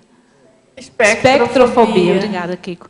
A espectrofobia, eu tinha muito medo de consciência. Então, assim, por exemplo, se eu assistisse um filme mais que aparecesse consciência, eu não conseguia dormir à noite. Então, isso era muito forte. E uma das minhas motivações para desenvolver a projeção era justamente superar esse tipo de medo, né? Então, se dessomasse uma pessoa que eu conhecesse, eu também não dormia. Então, era terrível. E, assim, é uma sensação muito ruim você ter esse tipo de medo, porque, assim, ao mesmo tempo que você precisa superar esse medo, né, porque senão você não vai se desenvolver, como é que você vai fazer TENEPS, como é que você vai desenvolver o parapsiquismo tendo medo de consciência? E aí, uma das minhas motivações para desenvolver a projeção era justamente superar esse tipo de medo, porque se eu queria desenvolver a projetabilidade, eu queria desenvolver o parapsiquismo, e para isso eu precisava vencer esse medo de consciência. E aí, na primeira experiência que eu tive com consciência, né, eu saí do corpo, aí o amparador telepaticamente falou, olha, agora você vai ver uma consciência. Isso, se você vê, é ridícula a situação, porque uma consciência estava se comunicando comigo, dela eu não tinha medo. Mas ele falou, agora você vai ver uma consciência. O meu primeiro impulso, eu vou voltar para o corpo, eu não vou ficar aqui, não. Mas aí eu, né, fiz um esforço para ficar ali e falei, não, tudo bem, vamos lá, né, vamos enfrentar a situação. Aí a consciência apareceu ali na minha frente, foi uma projeção vexaminosa, que eu agradeço muito aos amparadores, porque eu fiquei com vergonha de estar com medo da consciência, porque, na verdade, ela estava precisando de ajuda, né, ela estava ali pedindo ajuda. Então, eu fiquei muito envergonhada de estar com medo dela, eu vi que era ridícula a situação de ter medo dela. A gente exteriorizou energia para a consciência, ou seja, foi feita uma assistência. Então, assim, ali eu não vou dizer que naquele momento eu perdi o meu medo de consciência, mas a partir daquela experiência eu falei, não, agora eu não quero mais deixar de enfrentar esse tipo de situação. Eu quero enfrentar. Todas as vezes que eu tiver a oportunidade de ter contato com consciência, eu vou ter contato com consciência para vencer esse medo. Então, ali começou o início do fim da espectrofobia. Só complementando um pouco, né, tem aquele questionamento que a pessoa pode fazer.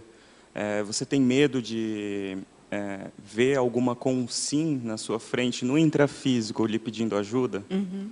Né? Por que teria no extrafísico também? Sim.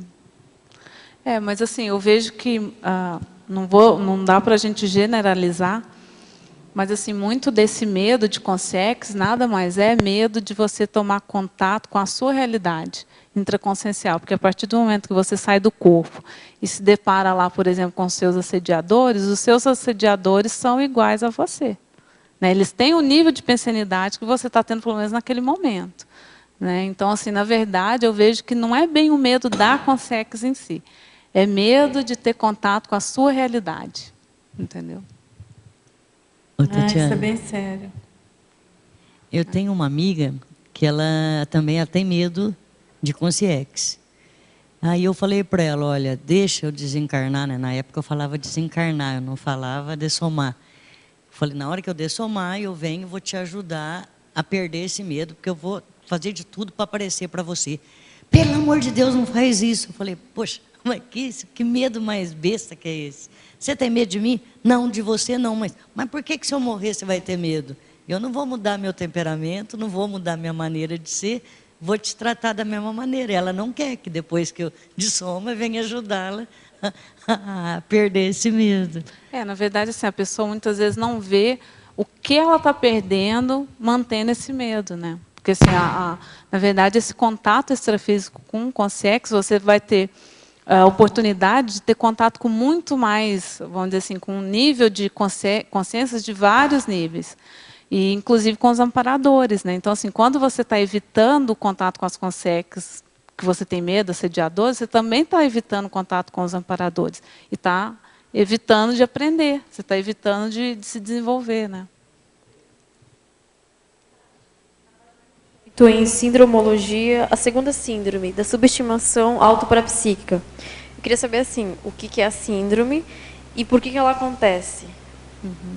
Essa síndrome da subestimação autoparapsíquica, ela é bem comum. É aquela pessoa que acha que só pode ter experiência parapsíquica a pessoa que já nasceu com aquilo desenvolvido. Então, no caso da projeção, a pessoa acha que só tem projeção quem já trouxe isso desenvolvido nessa vida. Ou seja, que já desenvolveu isso em outras vidas. Então, a pessoa se subestima, não, se eu não me projeto, então eu não devo investir nisso porque eu não tenho habilidade. E, na verdade, a projeção é uma habilidade como outra qualquer. Né? Assim como a pessoa pode aprender a tocar um instrumento musical, pode desenvolver uma habilidade qualquer tipo de habilidade, né? Habilidade de escrita, habilidade de dirigir, enfim, qualquer tipo de habilidade, a projeção é uma habilidade que qualquer pessoa empenhada e interessada pode desenvolver. E no caso da subestimação, a pessoa acha que ela não é capaz. Agora, professora Tatiana, tem na fatologia, na sexta linha, a identificação dos erros recorrentes nas autoprojeções conscienciais. O que aconselha se ainda receamos, por medo certamente, a relaxar e nos permitir a projeção? Sinto que meu psicossoma, quando a projeção depende da minha vontade, fica sempre ali superposto ao corpo físico e não decola. Como remediar esse travão? Uma coisa que ajuda é estudar sobre projeção. Estudar sobre projeção. Outra coisa, listar os seus alvos projetivos. O que você quer fazer fora do corpo? Uma outra coisa que ajuda, desenvolver as bioenergias. Então, fazer é ver. Fazer é ver antes de sair do corpo, e quando você perceber que você está ali acima do corpo físico, está ali projetado acima do corpo físico. Muitas vezes tem a paracatalepsia, que a pessoa está fora do corpo e ela não consegue se mexer. Ela percebe que ela está projetada, mas o psicossoma está ali congelado. Faz o estado vibracional, exterioriza energia, que você vai conseguir sair daquela condição. E uma dica também é você perceber o que está projetado, e você está próximo do seu corpo físico, sai de perto dele o mais rápido possível. Porque quando a gente está próximo do corpo físico, todos aqueles condicionamentos intrafísicos que a gente tem, eles ficam mais fortes ali próximo, né? Porque a gente está na psicosfera ali, na nossa psicosfera. Então, saia de perto do corpo físico, que também ajuda. Agora, ela tem uma pergunta sobre o curso integrado de projeciologia, que é o CIP. Ela pergunta se é dado somente no Brasil. Você, não sei se você tem alguma informação, mas a gente tem a informação que está sendo dada em EAD também. Parece que é uma novidade do IPC. Sim. Né? É. E aí eu vou fazer uma chamada aqui, Ótimo. Tatiana, se você me permite, que tem aqui... Então, você pode entrar, essa teletertuliana mora em Madrid. Então, você pode entrar no site do IPC, www.ipc.org, e você, então, ali você vai ter a relação das cidades, e também você vai ter informações sobre o curso EAD, se você tiver interesse. E também, se você quiser se programar, em outubro, de 31 de outubro a 2 de novembro, vai ter o 2º Congresso Internacional de Projeciologia. E o mote do congresso é interassistência através da projetabilidade lúcida. É o CIPRO, né? Então, aí, bem dentro da temática do seu verbete. Tá certo? E o CIPRO desse ano vai ser em Foz do Iguaçu, né? Exatamente, vai ser aqui em Foz. Então, aproveita aí a oportunidade. Né? Agora, em parafatologia, na página 27, primeira linha, você poderia explicar como começar a mapear corretamente a sinalética parapsíquica pessoal aplicada ao desenvolvimento projetivo? Conforme a pessoa vai aplicando técnicas projetivas, técnicas energéticas para poder se projetar, ela vai começar a perceber quais as sensações que ela sente que indicam para ela que ela está começando a sair do corpo. E aí ela vai registrando essas sensações.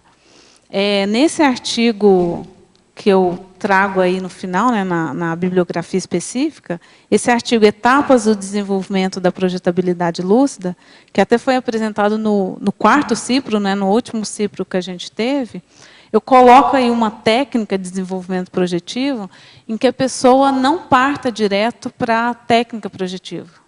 Primeiro, ela faça técnicas energéticas e vá mapeando todas as sensações que ela sente quando ela aplica técnicas energéticas. Porque aí, quando ela for aplicar a técnica projetiva, ela já tem esses sinais mapeados. Agora, professora Dulce, poderia fazer um cotejo entre o serenão reurbanizador e Ellen Keller? Puxa, que cotejo, hein? Em uma tertúlia antiga, o professor Valdo tem a teoria, na verdade é uma hipótese, né, que ela poderia ser uma serenona.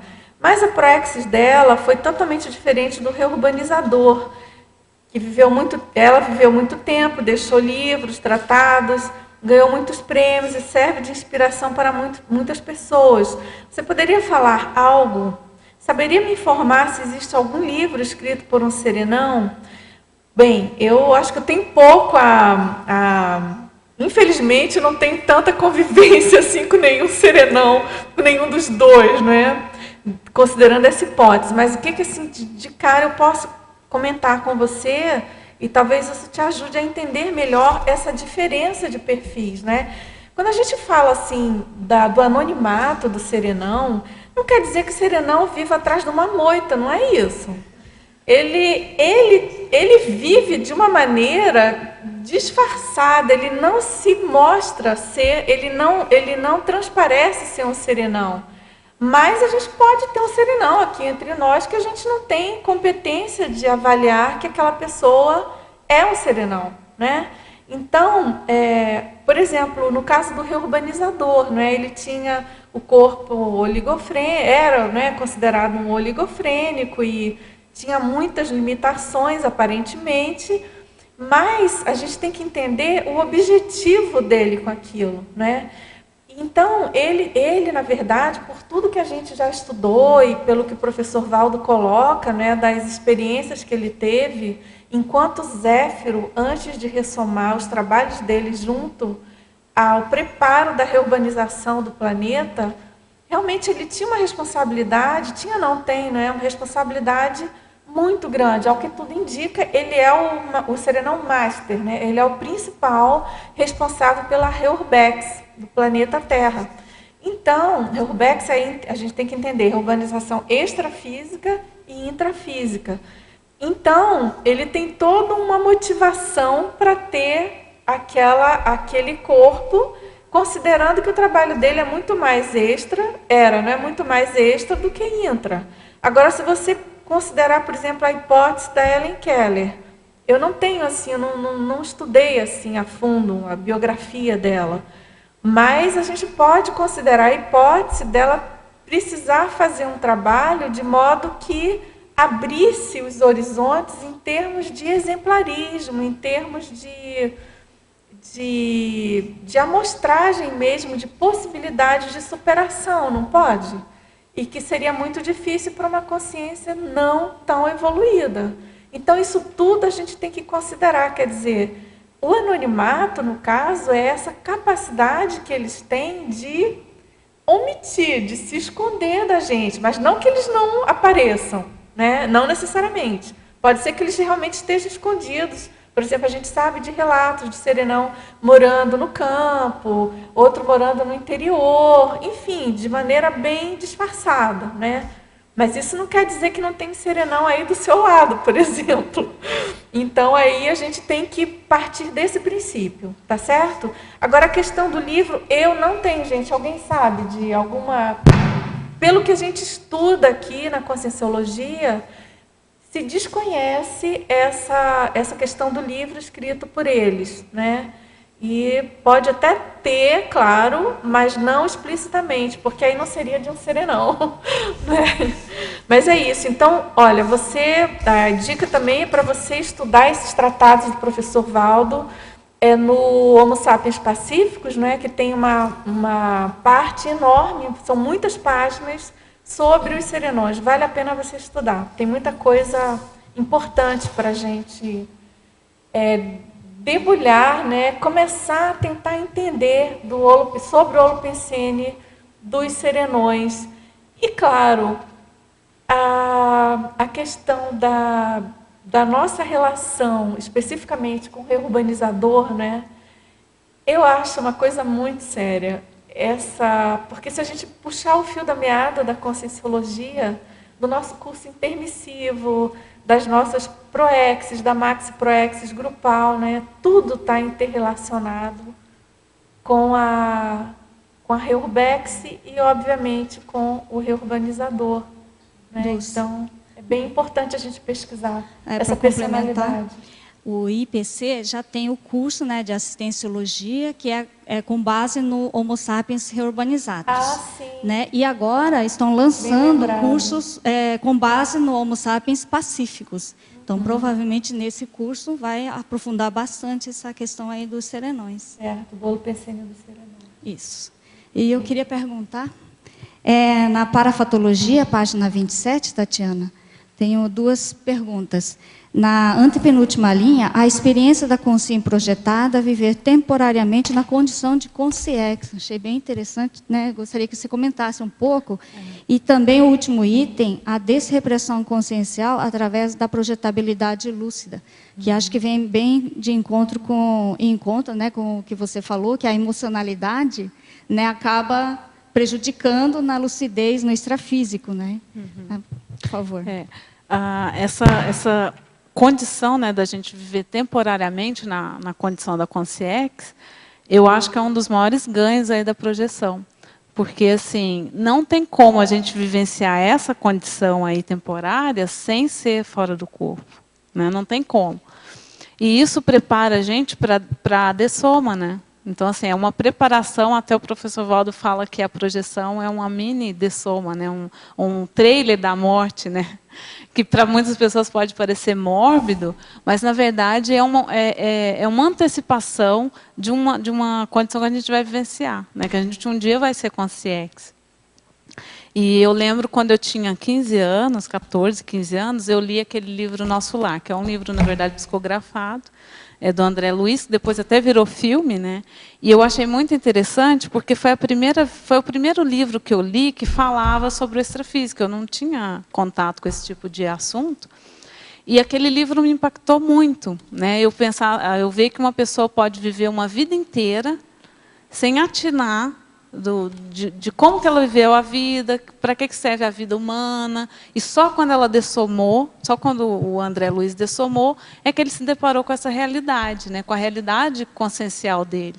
Então, assim, ali, para mim, foi um start de começar a entender. E aí, essa foi uma das minhas motivações para desenvolver a projeção. Eu poder antecipar essa condição, não esperar a dessoma para tomar contato com a minha consciência, para saber o que eu vim fazer aqui, qual que é a minha realidade consciencial, enfim. Não esperar a dessoma para vivenciar isso. É até um paradoxo, né? Porque nós somos, na verdade, temporariamente conscientes, né? E né? De ter que desenvolver essa parasinapses, né? É um paradoxo, né? É verdade. E a desrepressão, eu vejo também que é uma das utilidades aí da projeção, é justamente essa desrepressão consciencial, né? Porque, assim, a gente, na vida intrafísica, a gente é lavado cerebralmente só da gente estar no corpo físico. Só da gente estar num corpo físico, a gente acaba passando por uma lavagem cerebral diária, de que a gente é uma consciência, ou seja, que a gente tem umas limitações, de que o corpo físico da gente tem limita a nossa consciência. Então, quando você sai do corpo, você começa a fazer essa deslavagem cerebral, a fazer essa desrepressão. E isso, por exemplo, aquela condição que a gente falou, do parapsiquismo expandido. Você vê que a sua consciência tem habilidades muito maiores do que a que você manifesta aqui no intrafísico. E você só tem como saber disso, saber quais são as suas potencialidades, a sua capacidade enquanto consciência, saindo do corpo. Aqui vai ficar difícil. Mesmo que a pessoa tenha um parapsiquismo super desenvolvido. Mas, assim, sem sair do corpo, apesar de que uma pessoa que tem um parapsiquismo desenvolvido, ela vai sair do corpo, né? É inevitável. Não tem como. Porque o próprio professor Valdo coloca, né, que é o fenômeno dos mais... É a mãe, né, de todos os fenômenos. Porque todo fenômeno parapsíquico nada mais é do que uma descoincidência. Né? Exatamente. Então, faz parte. Faz parte. Muito bem, professora Tatiana, nós agradecemos muito o seu verbete, a sua aula, acho que foi muito enriquecedora. A gente espera aí os próximos verbetes. Deseja boas projeções e muitas projeções a todos, né? Tertulianos, teletertulianos. Agradecemos aí a presença de todos e vamos aos nossos anúncios tarísticos. Obrigada. Obrigado. As pontuações da tertúlia de hoje são 20 assinaturas no livro de presença, 27 perguntas presenciais e 22 perguntas respondidas online. Hoje nós temos 2 recados. A Malude com o primeiro simpósio de Paraciência e a Beatriz com curso avançado em Saúde Consciencial. Boa tarde a todos. Convidamos a todos os pesquisadores presentes e os pesquisadores online para o primeiro simpósio de Paraciência promovido pela Reconsciência. O evento será nesse final de semana, nos dias 17 e 18 de maio, com debate de ideias voltadas à construção e ampliação do conhecimento teático da ciência multidimensional, seus fundamentos, as bases epistemológicas e metodológicas. Os assuntos dos debates ocorrerão em torno de métodos, técnicas, cognição, descrença, neurofenomenologia e modelo paraepistemológico evolutivo. A estrutura do evento privilegia tanto as apresentações dos conferencistas, quanto o debate aberto aos moldes de laboratório multidimensional de autoexperimentação grupal. Para mais informações e inscrições, fone 45 9993 2000 ou pelo e-mail reconscientia@gmail.com. Esperamos vocês para este experimento. Obrigada.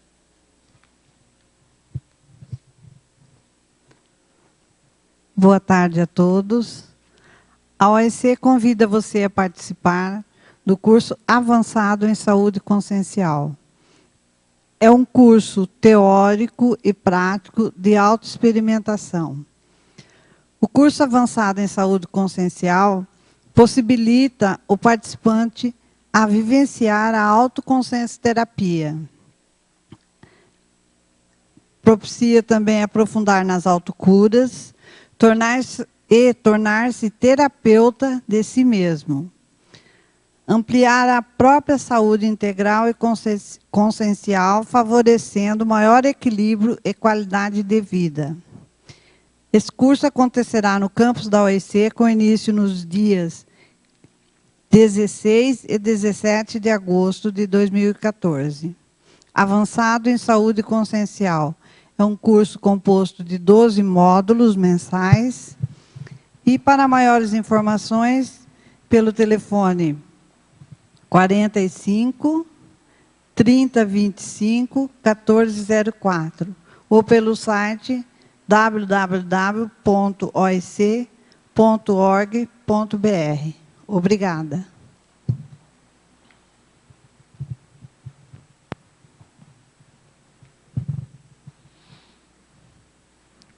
Para amanhã, teremos o verbete Ciclo Desconstrução, Reconstrução Consciencial.